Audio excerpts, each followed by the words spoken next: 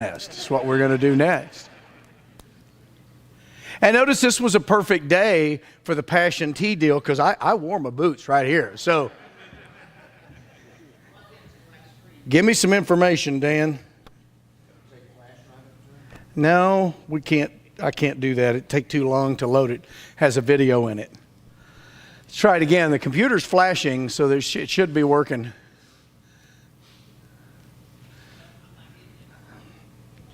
Is this the right cable?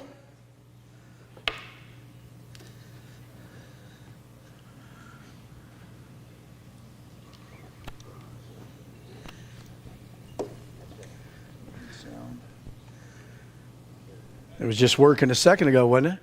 No, it messed up on his last song. Oh, it messed up on his last song? Yep. It's darn cable underneath there, I'll bet.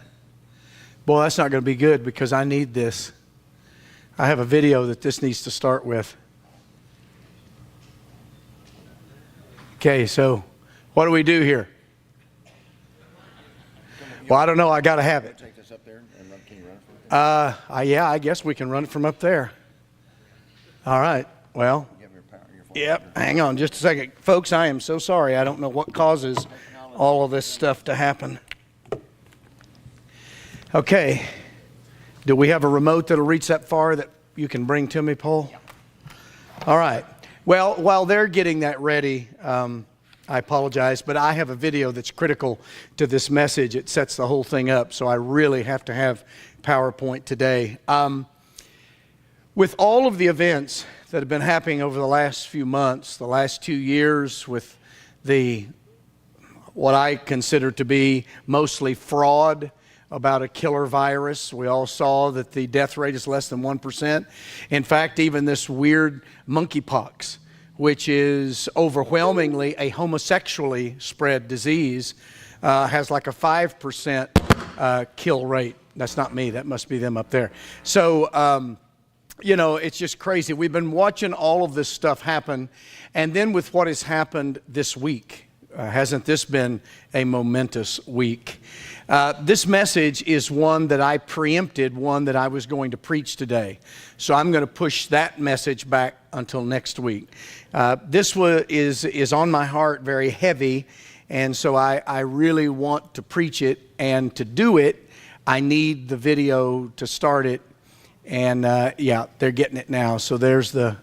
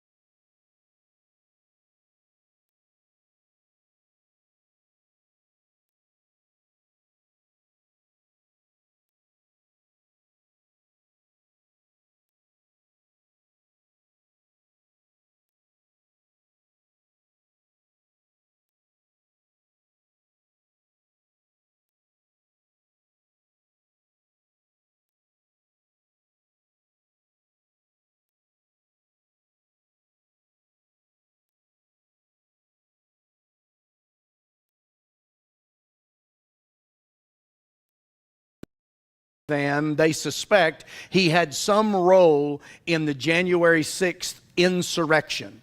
The only insurrection in history where all of the participants were unarmed, except the so-called government that they so-called were supposed to be unseating. Now, we'd all admit that what they did was probably ill-advised and dumb, but the greatest crime that they committed was trespassing.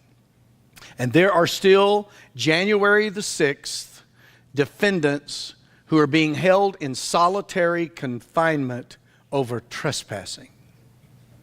Now, why do you think they're doing that? In the light of people like Hunter Biden and President Joe Biden and the obvious criminality in their lives, and Hillary Clinton and all the stuff that she did with the emails and keeping all of the sensitive documents in a warehouse and all that kind of stuff, and smashing the cell phones and all of the other things that her husband Bill Clinton was involved. I mean, you just go down the list. The whole connections with Jeffrey Epstein and all of that kind of stuff. And what are they doing about that? Real crimes that could do some harm. Well, this is Harvey Silverglate. Some of you may have heard of him. He's a Boston civil rights lawyer. Typically, I'm not too interested in hearing what civil rights lawyers have to say, but in this particular instance, this lawyer from Boston has something we all need to pay attention to. In 2011, he authored this book. You can see that it's entitled 3 Felonies a Day. In this book, he outlines how every one of us typically, on an average day, without knowing it, because of the way the laws are written, commit 3 felonies. I want to read this to you as kind of an intro that is online about the book. The average professional in this country wakes up in the morning, goes to work, comes home, eats dinner, and then goes to sleep, unaware that he or she has likely committed several federal crimes that day. Why? The answer lies in the very nature of modern federal criminal laws, which have exploded in number, but also becoming impossibly broad and vague. In 3 Felonies a Day, Harvey A. Silverglate reveals how federal criminal laws have become dangerously disconnected from the English common law tradition, which is what our laws are built upon, and how prosecutors can pin arguable federal crimes on any one of us for even the most seemingly innocuous behavior. And then he goes on in the book to outline how every one of us, if the federal government wanted to, would be guilty of 3 crimes a day that they could prosecute because of the way they've created the laws. When you go back to the tax situation, if you have a tax question, ask 2 tax attorneys the same question about the same thing and see if you don't get sometimes different answers. Why is that? Because the laws are written so vague intentionally that it's very difficult to know just exactly what the law is, and that's on purpose, friends.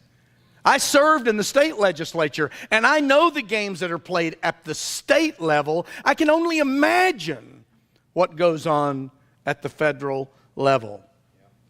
Now, why all of this? Well, it goes back to the question that Robert Gould Shaw asked that color bearer and the men of his regiment when he said, if this man should fall, who will lift up the colors and carry on?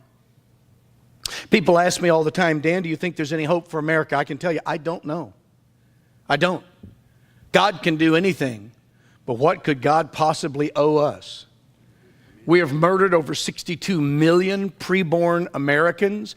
And even though we all celebrated a few weeks ago the proper decision of the Supreme Court to admit that Roe v. Wade was unconstitutional and horrible law, and they overturned it, have you noticed what's happening now in all of the states? Even in Kansas, by a percentage of 59%, Kansans voted to keep abortion legal in Kansas. In the far more blue states, it's even worse. They're now debating whether or not to allow abortions, we'd call them murders, to happen months after a child is born and outside the mother's body. Clearly going beyond a threat to the mother, the whole question of when does life begin. It's obvious that they're alive now. And I fear that we've only seen the beginning of horrors in that particular category. When I was pastor in Poto, Oklahoma, I one Saturday drove Pam's little Datsun pickup. It was a little club cab. She would drive it back and forth to Van Buren because she was still teaching school there. I drove that pickup about 45 minutes to an hour south of Poto to the Kaimishi Baptist Assembly. That's much like Falls Creek. It's just a little smaller in scale. Our church was building a new cabin down at the campgrounds. So we went down there and we worked on it that Saturday morning. Well, on the way back, it had been raining. It had stopped. It was in the fall. It had gotten really warm in the cab of that little pickup. And before I knew it, I had fallen asleep. Now, I was almost into Poto. In fact, technically, I probably was in Poto today, but I didn't realize that I'd fallen asleep because that is the nature of falling asleep. You don't know that you've fallen asleep. And I didn't know that I had fallen asleep until I heard the weeds hitting the bottom of that little pickup. Well, of course, like you have done and I've done other times, I jolted back into consciousness and I realized that this little pickup is way off the shoulder now. I'm off into the grass. As I told you, it had been raining, so the ground is very wet. And so I start fighting the pickup, trying to get it back up onto the shoulder because I can see that there's an obstacle in my path in just a little bit. It's a creek that I had never really paid much attention to because it had one of those concrete box culverts that typically you don't even notice, right? You just drive right over it. It's not like a bridge that you see with a big superstructure, and it has these concrete walls that come out from it like this. You don't pay those any attention. But I noticed this one this morning because I'm headed toward it. So I'm fighting the wheel, and I'm trying to get the pickup onto the shoulder, and about the time that I got it onto the shoulder, the best I can tell, one of the front tires blew out. When that tire blew out, that pickup made a straight beeline for that little box bridge culvert. And I discovered in just a few seconds that those are taller than what you think they are. I also discovered that in spite of what you see on Dukes of Hazzard, whenever they run their car off of stuff and the car goes like this, that little pickup didn't go like that. It went like that. I mean, like immediately. So I ran over that little concrete wall and down into what, because of the rain, was a pretty swollen stream that I had ignored hundreds of times driving over that. And all of a sudden, I hear the splash, I see the water, the truck hits something solid in the front, obviously the bottom of the stream, and then it flips over upside down. Now remember, I'm in a little small Datsun pickup.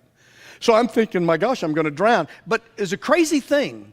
When that truck came to rest upside down, I was sitting right side up in that little bitty pickup. The back window had been crushed. Pam had a raincoat hanging on the passenger seat. It was shredded later on. We saw it. It was shredded like someone had taken a knife to it. Guess how many cuts I had on me? Not one. Not one. Now I'm thinking, man, I've heard stories of people drowning in a wrecked car in a creek. And so I began to climb out of that, and I actually made it out of the pickup. The water was about chest deep.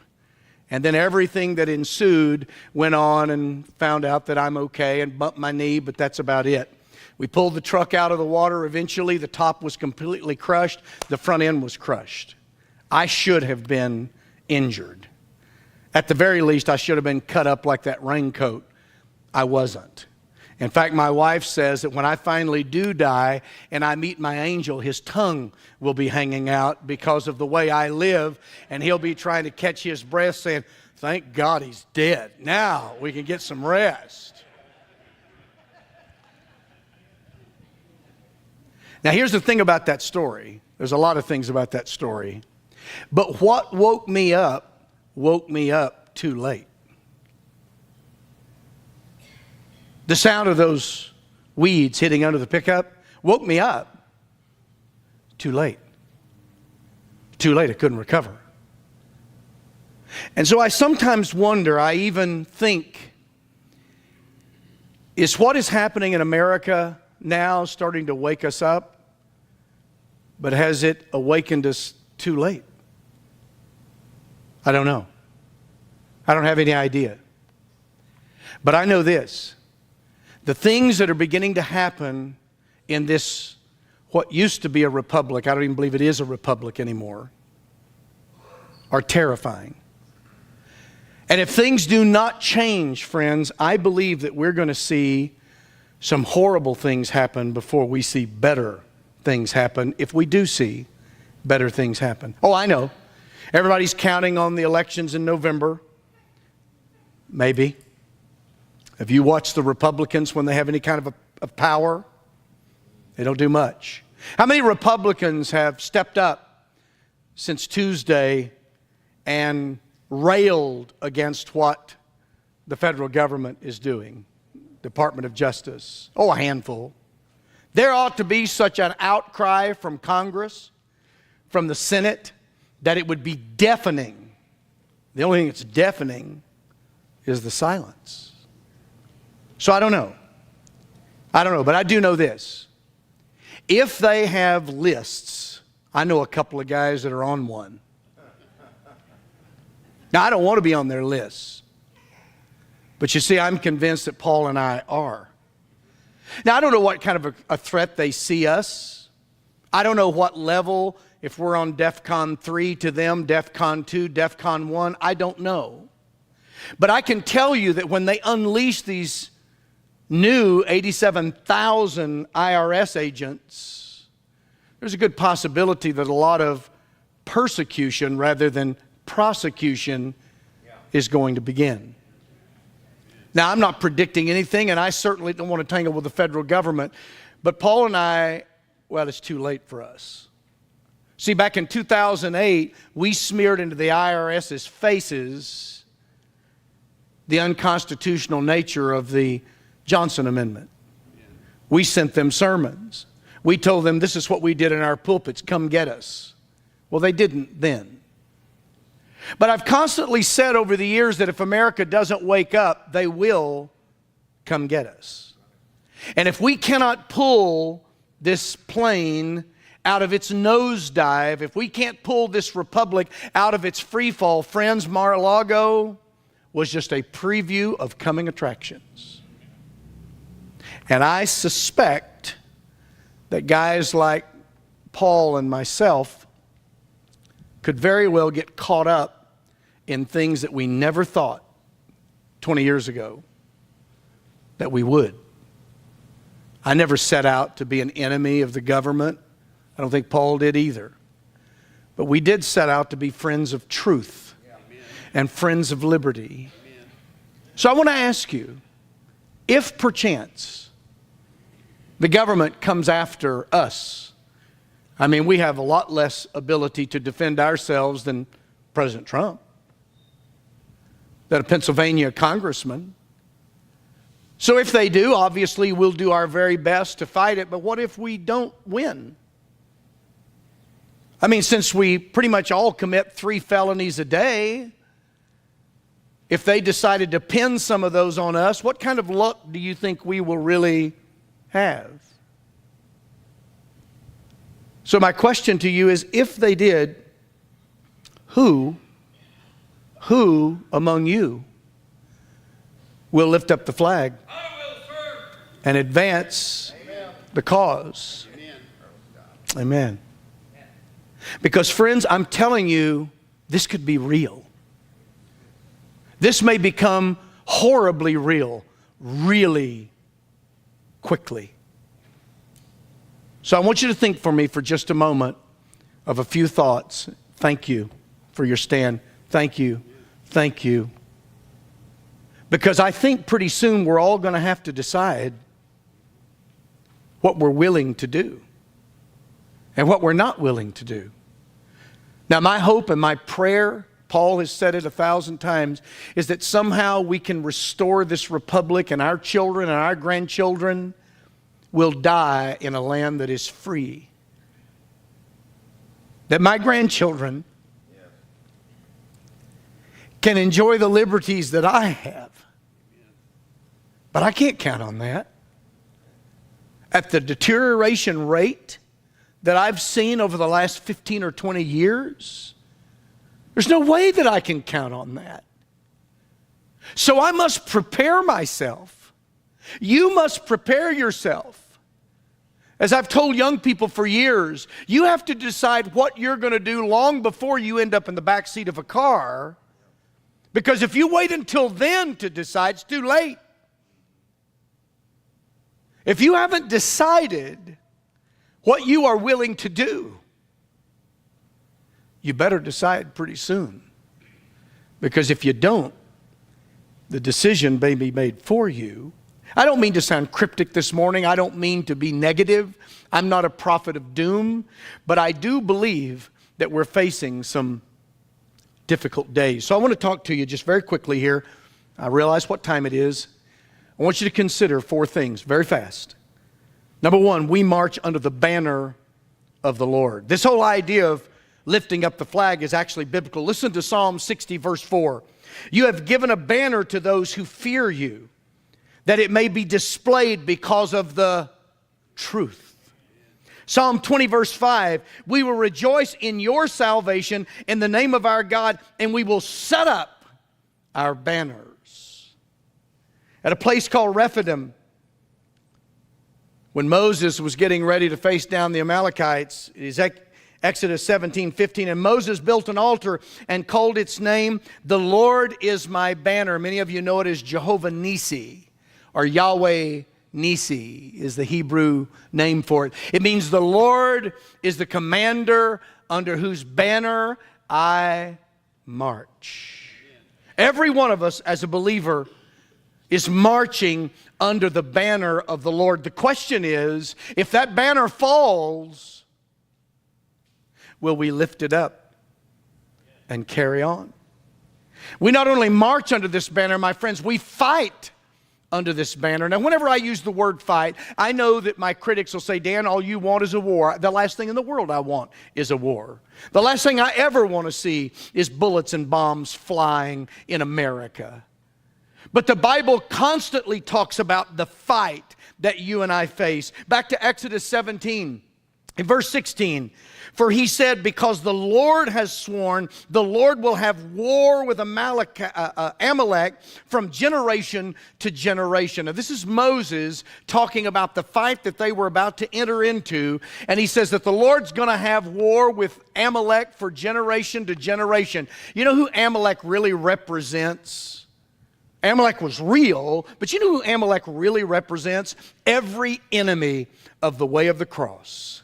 Every enemy of that which is true. Every enemy of that which is godly and holy and pure and righteous.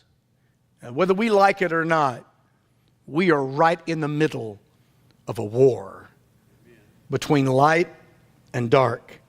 In Exodus 14:14, the Lord will fight for you, and you shall hold your peace. In Deuteronomy 20, verse 4, God said to Joshua, for the Lord your God is he who goes with you to fight for you against your enemies to save you. You say, well, Dan, that's all Old Testament fighting language. Well, let's go to the New Testament. 1 Corinthians chapter 9, verse 26. Therefore, I run thus, Paul says, not with uncertainty. Thus I fight, not as one who beats the air.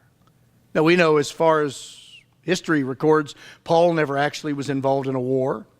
He never fought someone physically. We all know that this fight primarily is one that is spiritual in nature.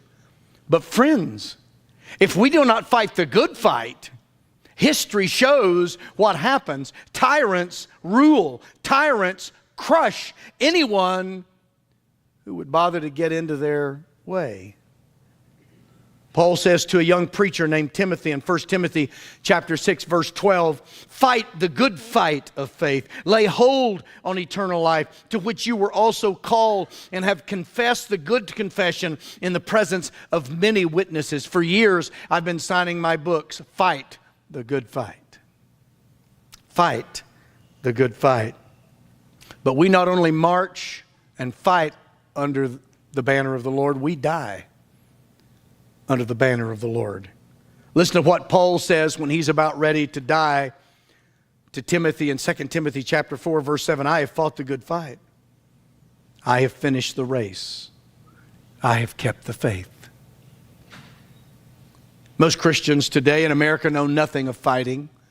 They know nothing of the spiritual war that's going on all around them. They seem to be completely ignorant of what's going on, and they whistle while they work, and they march off to church, and they talk about how nice it is to be nice.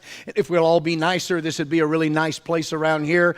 And they listen to a mild-mannered preacher who preaches a mild-mannered sermon to a mild-mannered congregation who are encouraged to go out and be more mild-mannered. And that's the typical American church. They have no concept, it appears, of the war that we find ourselves in the midst of. Now, I began with the story of the 54th Massachusetts. That's a Union division, obviously, a Union regiment. I want to shift gears and I want to talk about a Confederate regiment.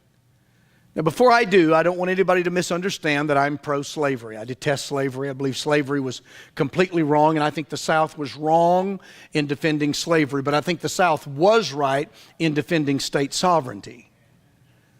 If the states were more sovereign today, I suspect we wouldn't be seeing what we've been seeing this week. In fact, Paul and I keep calling for the states to stand up and say, no. You know what some governors ought to do? They ought to band together and announce to the federal government, you keep those 87,000 IRS agents that you're about to hire out of Oklahoma. Keep them out of Texas. Keep them out of Florida. Our governors should stand up and protect their citizens. Because we all know why those extra agents are being hired, trained. Some of you know that I lead tours to Gettysburg frequently. We actually have an old Gettysburg guide back there in the back. On the first day's battlefield, which most people kind of ignore in their study of Gettysburg because they want to get into Little Round Top and Devil's Den, and then they want to get into day 3 with Pickett's Charge. They spend very little time talking about day 1. Day 1 in and of itself, had the battle ended on the first day, and for those of you who may not remember or know, Gettysburg was a 3-day battle, not a 1-day battle. Had day 1 ended the battle and there had not been day 2 and day 3, it would have been in almost the top 10 of all the battles throughout the history of the war between the states. It was a huge struggle that day. But in the afternoon, the 26th North Carolina crossed over what is called Willoughby Run. If you've ever been there with me, you know where Willoughby Run is. In the underbrush, they had to cross that, what we'd call a creek. They call it a run there in Pennsylvania, and had to attack uphill into what is the famous Iron Brigade, in particular the 24th Michigan. And there was one of the bloodiest fights that occurred in that entire battle that took place right there. You remember a battle of that size is really just a bunch of small battles. And the soldiers themselves involved in those small conflicts probably were completely unaware of what may have been happening all over the battlefield. It's so huge. For them, that was the battle. These Confederate soldiers came right up. You can see at this monument there how the ground slopes off. Well, to your left is down into a run where there's Willoughby Run. They had to come up over where this monument is. There is now a road there to give visitors access. And then they had to go even further up to face the 24th Michigan in what is called Mcpherson's Ridge, or Mcpherson's Ridge and Mcpherson's Woods. And this was a fight basically in the forest. This happened sometime around 2:30. They were not nearly as time conscious then as we are today, and they didn't have the ability to synchronize their watches. They didn't have GPS. But the best we can tell, it was sometime that afternoon in what ended up being the second assault in the first day of Gettysburg. That morning, there had been a different assault, ferocious almost as much as this one. And in that assault of the 1st Tennessee, there was a soldier named Edward Myrick. He obviously was not a member of the 26th North Carolina, but it's the closest thing that I have to what was used in this very area earlier that day. And after we're finished here, if you want to come up here, this is his Mississippi rifle. Someone refinished the wood, which is kind of a no-no, but they were careful and they didn't lose his initials in 1st Tennessee. He had carved his initials that you can see in the patch box. When you open it here, you can see E.M., Edward Myrick. So remember the 1st Tennessee, he was a country boy, probably a farmer.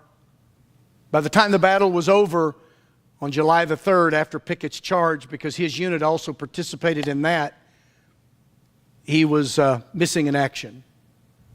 Probably killed, buried in an unknown grave, as thousands of Confederates were at that battle. Somewhere in his service, infantrymen normally didn't have pistols, but somehow he had acquired one. Maybe he had picked it up on a battlefield. And he had carved his initials on the very bottom of the grips.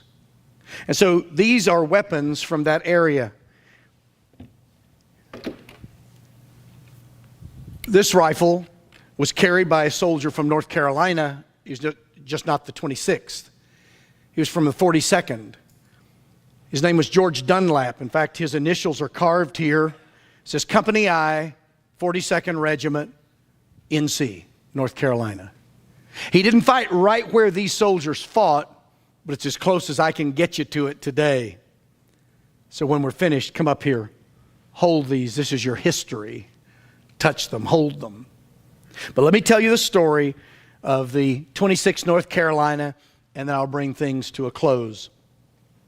The best way to tell the story is to tell you about their commander.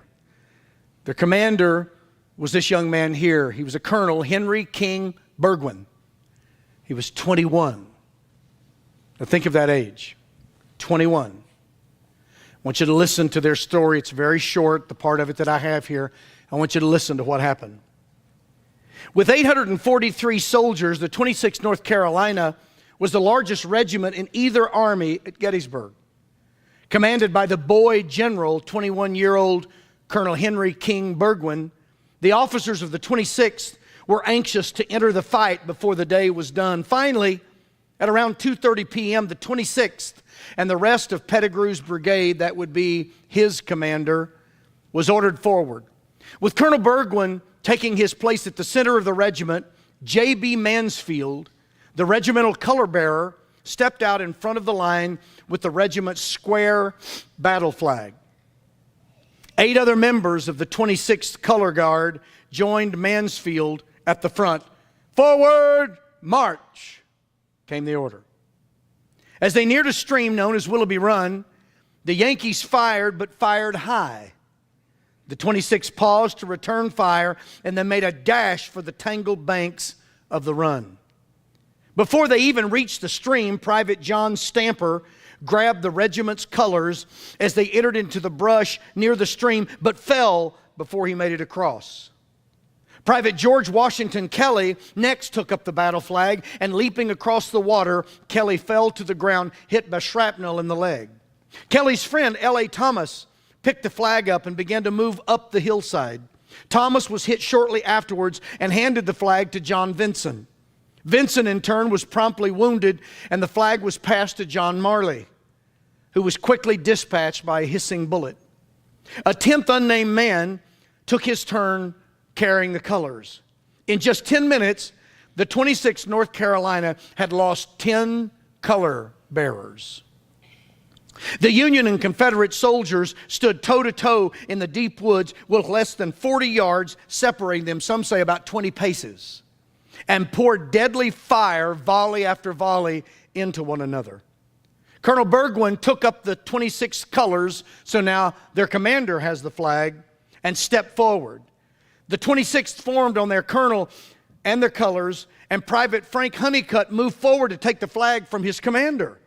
As Burgwin turned to hand the flag to Honeycutt, the boy colonel was struck by a bullet in the chest and died almost instantly. As Burgwin fell to the forested floor, Honeycutt grabbed the flag, was himself hit in the head by a bullet just moments after grabbing the flag. As the Carolina men prepared for yet another charge, their flag lay on the ground. Lieutenant Blair, seeing the prostrate flag and knowing its recent history, exclaimed, "No man can take those colors and live." But Lieutenant Colonel J.R. Lane, now the man left in command of the 26th, concurred, but picked up the flag nonetheless and yelled, "26th, follow me."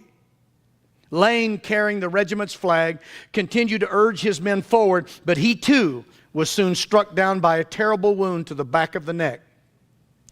Now listen to this. For the 14th and final time, the 26th colors went down. There's the very flag that passed hands to 14 different color bearers in a space of about 15 minutes on July the 1st, 1863.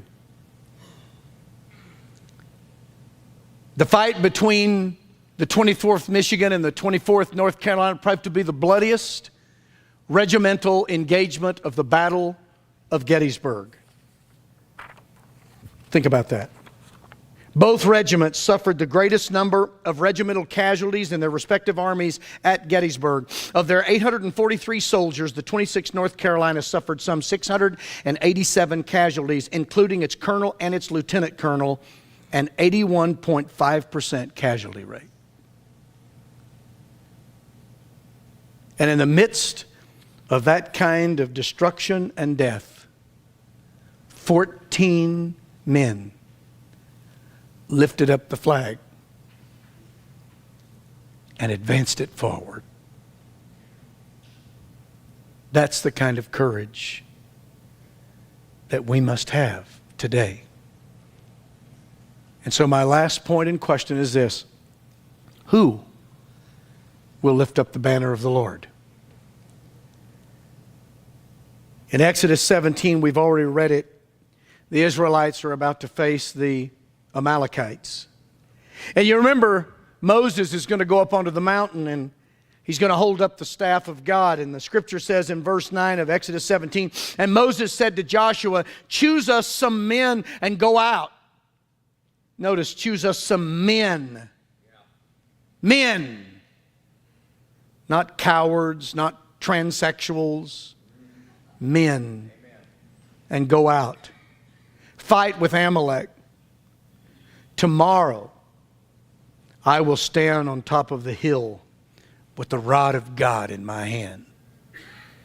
Do you see where Moses is a color bearer? That's what he's doing. They didn't have a regimental flag. They had the staff of God. So he held it up. And you know the story. Every time Moses' arms wearied and he pulled his arms down to rest and the staff of God was lowered, what happened down on the battlefield? Yeah, the Israelites would begin to lose. And then he would regain his strength. He'd lift the staff back up and the Israelites would begin to win. And finally, Aaron and Hur saw what was going on and they said, "My gosh, we've got to help him. We've got to lift up the flag." And they ran up onto the hill and each one on either side of Moses grabbed an arm.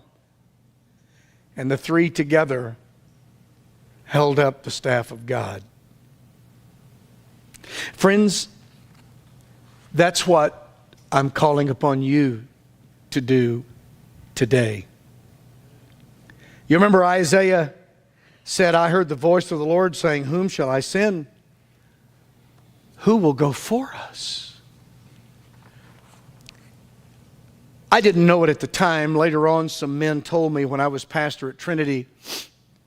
Obviously, I was serving the legislature. A lot of controversial stuff's going on. I'm doing black robe everywhere. And I didn't make a ton of friends in the legislature. I made great enemies at the Tulsa World.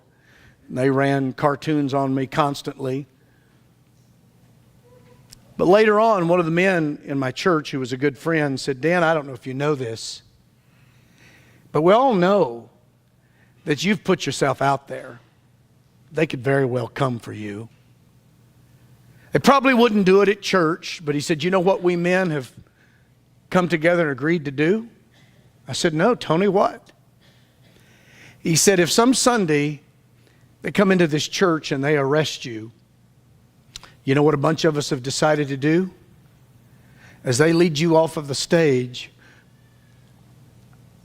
I am going to jump onto that stage I'm going to take that mic, and I can't preach like you, but I'm going to pick up where you left off.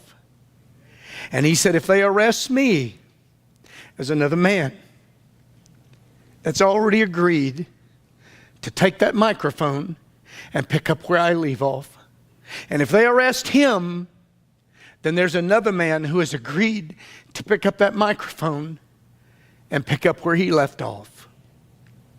Now, probably a scenario like that is unlikely to happen in Oklahoma. But friends, I'm telling you, these are different days. I don't know what's going to happen. I can't predict it. I don't know. The last thing I want to do is finish out my days in a prison somewhere. But unless things change, that is becoming more and more likely. So just perchance, one day Paul and I are missing. Maybe they're able to remotely plant stuff on our computers and accuse us of crimes that we never committed. You know they can do that, don't you? And we're missing. And we're fighting a legal battle, or we're losing a legal battle. What happens here? Will you just roll up? Will you fold? No. God, I pray no. But as Robert